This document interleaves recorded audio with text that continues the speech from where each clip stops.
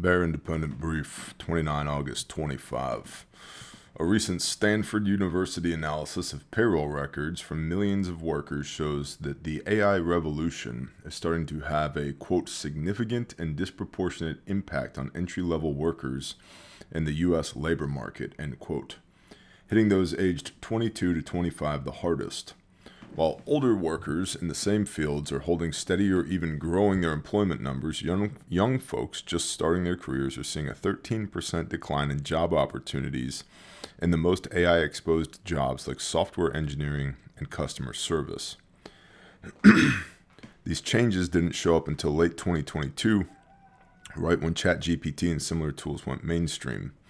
Stanford's researchers found that entry-level workers, quote, entry-level workers in the occupations most exposed to AI have experienced a 6% decline in employment from late 2022 to July 25, while older workers have seen a 6 to 9% growth, end quote. The reason?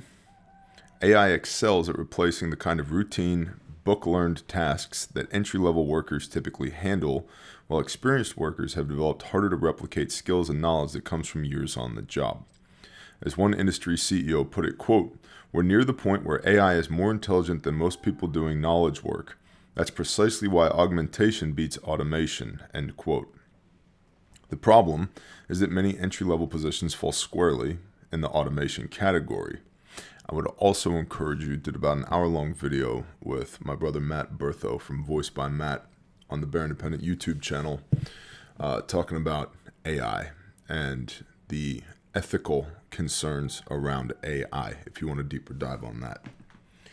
But there's more to consider. Right now, the issue is mainly with generative AI tools like ChatGPT, but agentic AI systems that can act independently to achieve goals, are already being rolled out for customer service and other functions. When this happens, it is expected that the effects will strengthen and the impacts will widen, aka more unemployment. That's great. It's really good. Listen, I am a robotist. Down with the clankers. Of course, anyone living in the United States knows that what makes this rising trend particularly concerning is how it connects to America's already weak workers' protections. Maybe. Unlike most wealthy nations, the U.S. runs on at-will employment with low unionization rates and a threadbare safety net.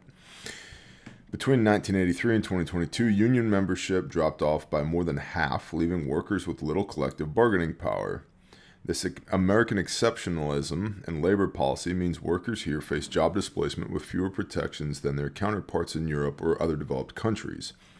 AI is set to dramatically shake up the job market, and when that very immediate risk of employment loss is extrapolated beyond the individual across the economy as a whole, the shockwaves could come harder and faster than one might expect.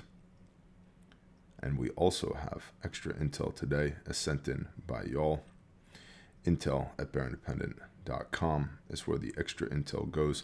Quick comment on unionization. You may be in an industry that has a union. We no longer send 8-year-olds into the mines to dig for coal on 16-hour shifts. And it's been my experience working with unions, International Brotherhood of the Electrical Workers, operators unions for heavy equipment, CWA, Communication Workers of America, etc. There are good people in there, but the union allows for lots of bad people as well. And bad ranges the gamut from incompetent to downright evil, in my experience.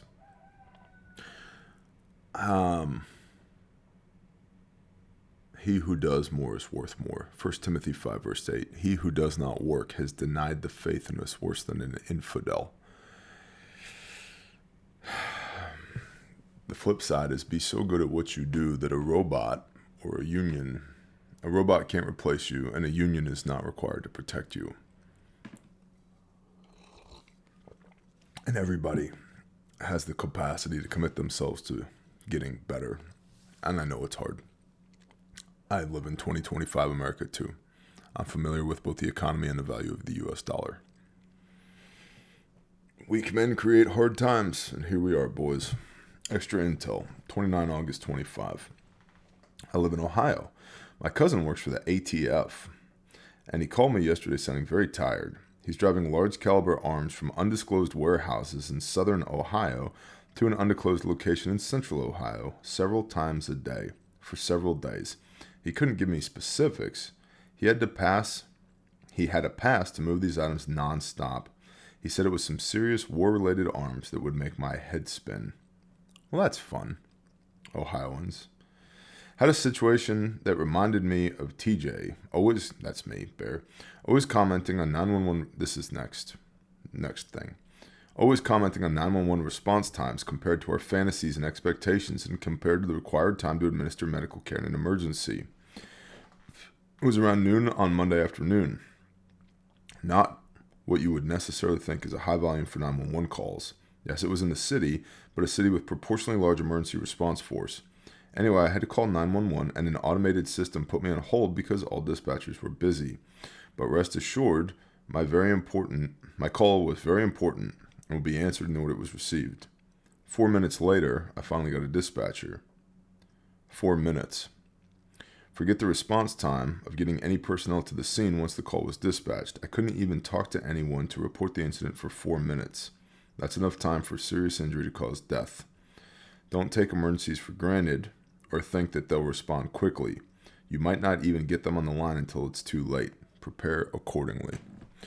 4 minutes. That's really interesting because both from a breathing and a bleeding standpoint, 4 minutes, you're about 4 minutes away from homeostasis to clinical death from both a breathing and bleeding standpoint.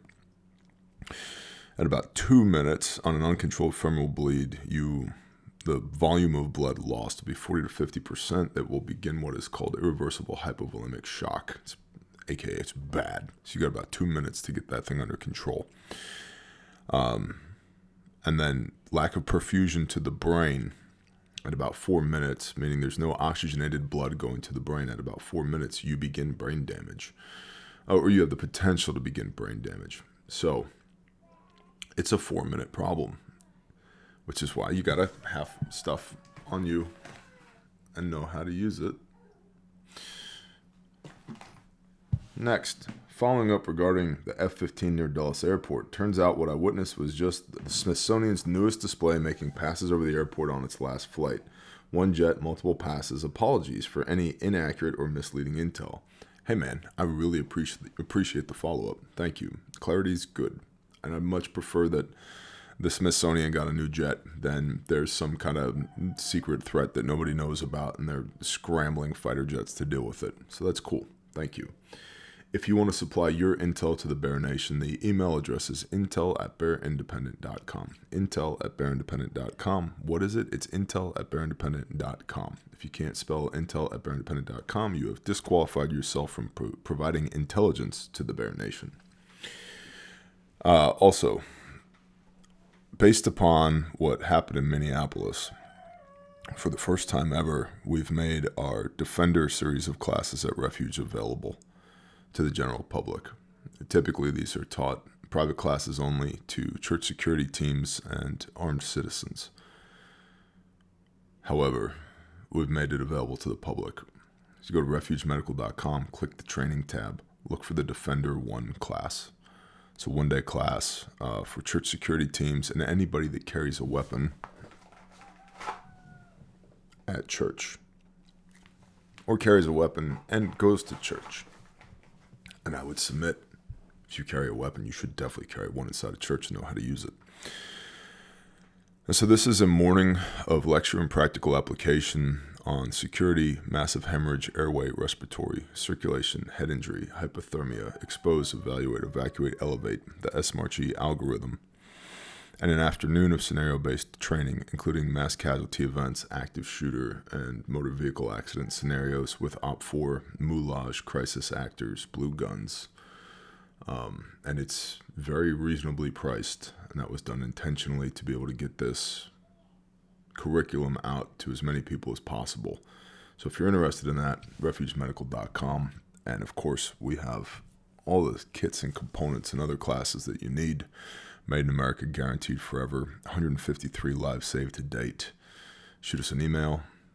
Hit us up on the chat, on the website. Call the store. However we can serve you, we're here to help.